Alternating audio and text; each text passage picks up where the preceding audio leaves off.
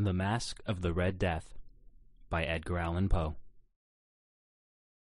The Red Death had long devastated the country. No pestilence had ever been so fatal or so hideous. Blood was its avatar and its seal, the redness and the horror of blood. There were sharp pains and sudden dizziness, and then profuse bleeding at the pores with dissolution. The scarlet stains upon the body, and especially upon the face of the victim, were the pest ban which shut him out from the aid and from the sympathy of his fellow men. And the whole seizure, progress, and termination of the disease were the incidents of half an hour. But the Prince Prospero was happy and dauntless and sagacious. When his dominions were half depopulated, he summoned to his presence 1,000 hale and light-hearted friends from among the knights and dames of his court, and with these retired to the deep seclusions of one of his castellated abbeys. This was an extensive and magnificent structure, the creation of the prince's own eccentric yet august taste. A strong and lofty wall girdled it in. This wall had gates of iron. The courtiers, having entered, brought furnaces and massy hammers, and welded the bolts. They resolved to leave means neither of ingress or egress to the sudden impulses of despair or of frenzy from within. The abbey was amply provisioned. With such precautions the courtiers might bid defiance to contagion. The external world could take care of itself. In the meantime it was folly to grieve or to think. The prince had provided all the appliances of pleasure. There were buffoons, there were improvisatori, there were ballet dancers, there were musicians, there was beauty, there was wine. All these in security were within. Without was the Red Death. It was toward the close of the 5th or 6th month of his seclusion, and while the pestilence raged most furiously abroad, that the Prince Prospero entertained his 1,000 friends at a masked ball of the most unusual magnificence. It was a voluptuous scene, that masquerade. But first let me tell of the rooms in which it was held. There were 7, an imperial suite.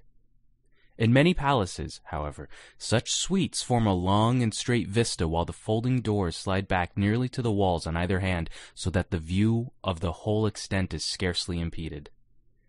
Here the case was very different, as might have been expected from the Duke's love of the bizarre. The apartments were so irregularly disposed that the vision embraced but little more than one at a time. There was a sharp turn at every 20 or 30 yards, and at each turn a novel effect. To the right and left, in the middle of each wall, a tall and narrow Gothic window looked out upon a closed corridor which pursued the windings of the suite. These windows were of stained glass, whose color varied in accordance with the prevailing hue of the decorations of the chamber into which it opened. That at the eastern extremity was hung, for example, in blue, and vividly blue were its windows.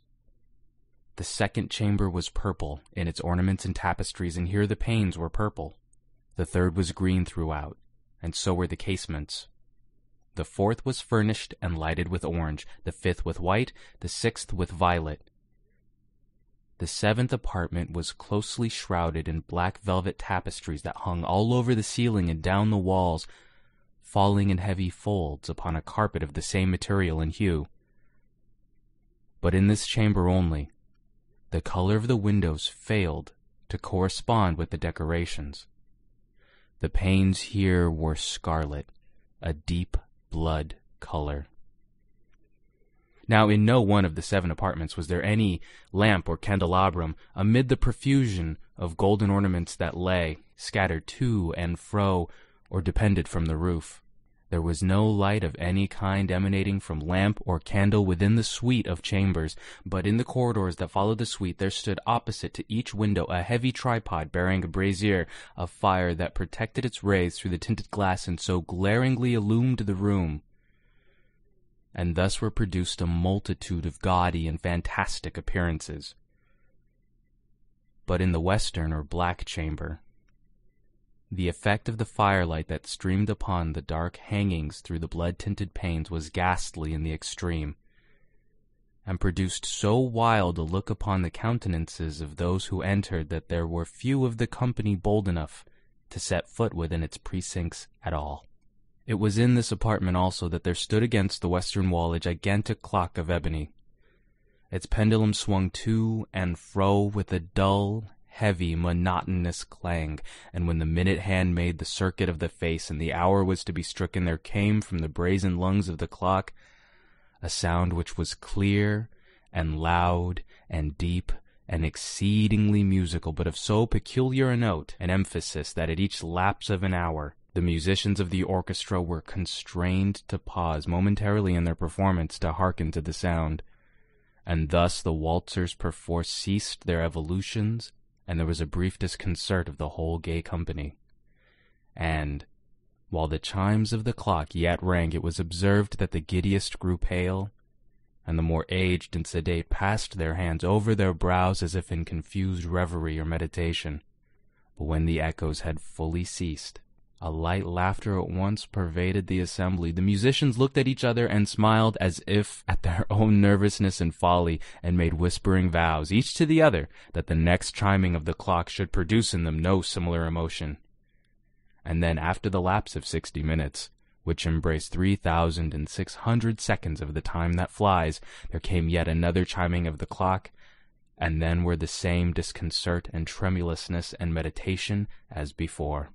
But in spite of these things, it was a gay and magnificent revel. The tastes of the Duke were peculiar.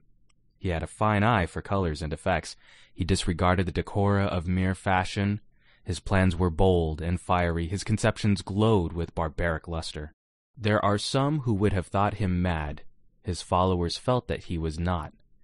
It was necessary to hear and see and touch him to be sure that he was not.